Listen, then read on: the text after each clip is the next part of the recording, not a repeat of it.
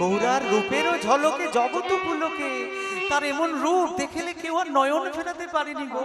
হরি বল হরি বল। রাধারানী দেখছেন, স্বপনে দেখছেন, সেটা প্রভুকে বলছেন, এটা আমি কি দেখলাম? গৌরার রূপেরও ঝলকে জগৎ পুলকে, দমকে দামিনী, বিদ্যুতের যে রং তাকেও হার মানায়, এমন প্রীতি রসের মূরতি খানি নদিয়ায় আনিল কে, এমন প্রীতি রসের মধুর খানি আনিল কে, গৌরার রূপের ঝলকে জগৎ ফুলকে, ওই যে দমকে দামিনী, প্রীতি রসের মূরতি খানি নদিয়ায় আনিল কে, এমন প্রীতি রসের মধুর দামিনী নদিয়ায় আনিল কে। কি বলছেন? চলুক। প্রীতি রসের মূরতি খানি মানে প্রীতি, কি হচ্ছে?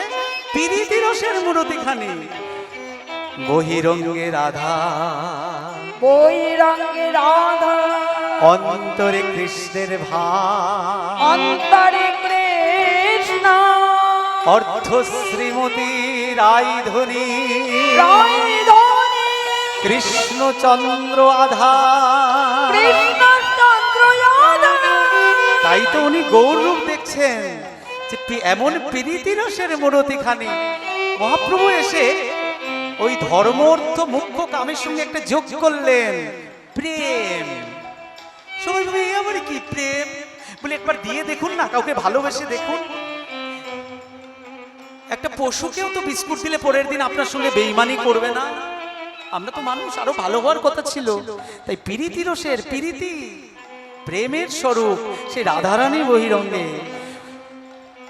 তার চোখ কেমন ছিল?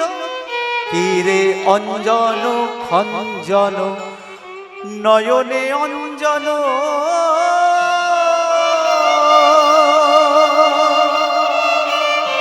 ত্রিলোক রঞ্জন তিলকে,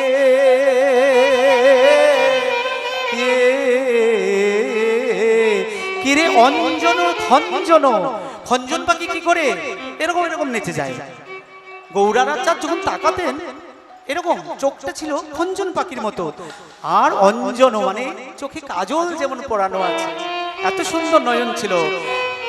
তাই বলছেন কি রে অঞ্জন খঞ্জন নয়নে অঞ্জন,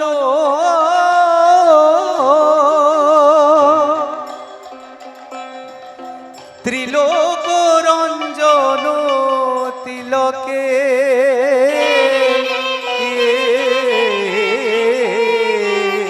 ওই যে প্রীতি রসের মূরতি খানি নদিয়ায় আনিল কে, প্রীতি রসের মূরতি খানি নদিয়ায় আনিল কে। ওই যে ভুলে চরাচর চাচর চুলে, বনফুলহার দুলিছে গলে। ভুলে চরাচর চাচর চুলে, তার কেশরাশি থেকে চরাচর বিশ্ব চরাচর ভুলে যেত, এত সুন্দর রূপ তার। রাধারানী সেই রূপটা দেখছেন নিধুবনে। ভুলে চরাচর চাচর চুলে, ওই যে বনফুলহার দুলিছে গলে, অরুণ নয়ন যুগলে, অরুণ অরুণ নবনত গালে।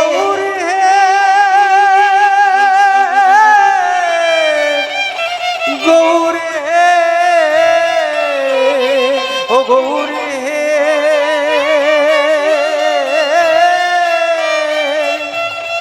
গৌরে, ওই যে অরুণ বরুণ নয়ন যুগলে, জলধারা বহে ঝলকে গৌর, জলধারা বহে।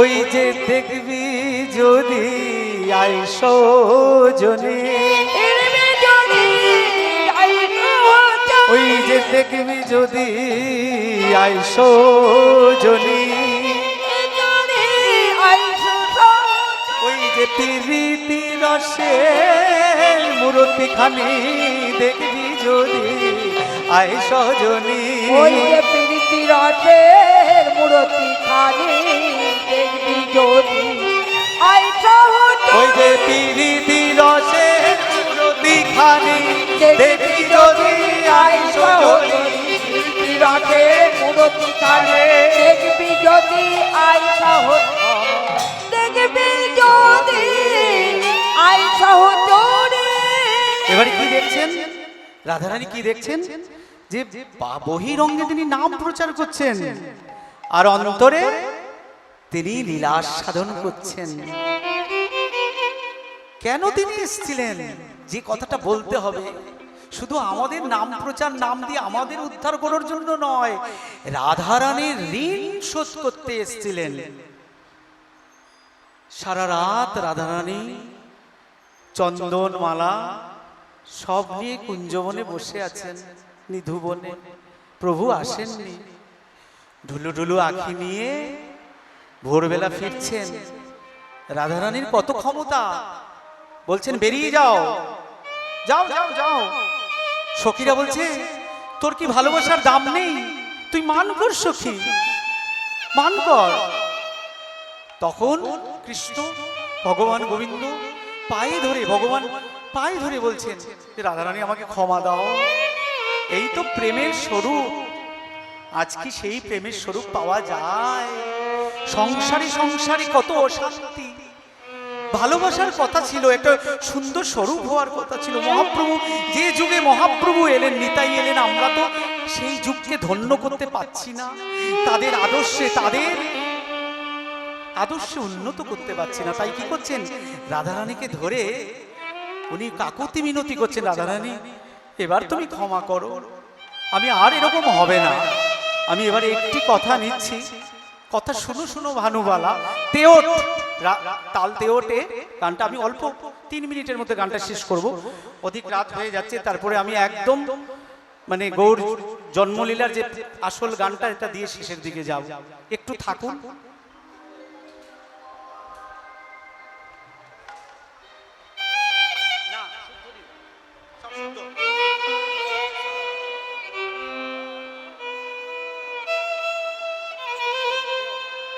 তাহলে ভানুবালা মানে রাধারানী বলছেন, দেখো আমি শপথ করে বলছি, আমি তোমার, আমি তুমি ছাড়া আমার কেউ নেই। কথা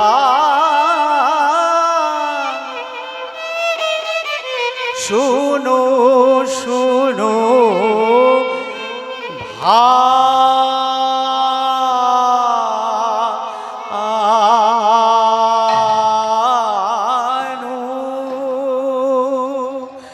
ও ভানু বা